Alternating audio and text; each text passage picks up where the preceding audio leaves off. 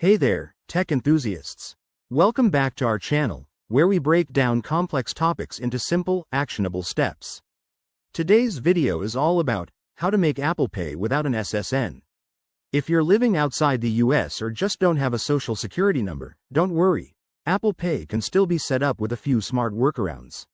This is perfect for international users or anyone looking to streamline their mobile payments without the hassle. Let's dive right in. First things first. Understand that Apple Pay's requirements vary by country. In regions where an SSN isn't needed, like the UK, Canada, or many parts of Europe, you can skip that step entirely.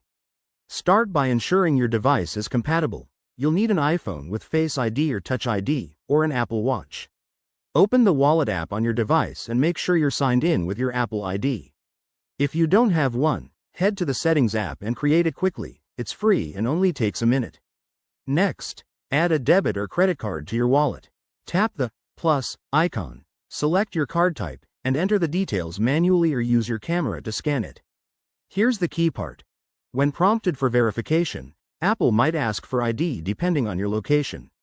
For non-US users, this could be a passport, driver's license, or even a national ID. If you're in a supported country, you won't see the SSN field at all. If it does pop up, double-check your region settings in your Apple ID. You might need to update your address to match your current country.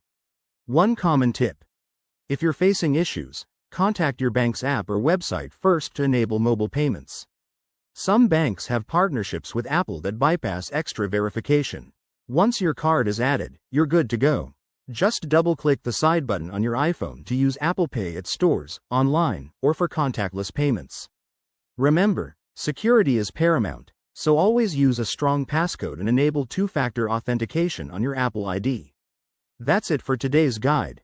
If this helped, give this video a thumbs up, subscribe for more tech tips, and drop a comment below if you have questions.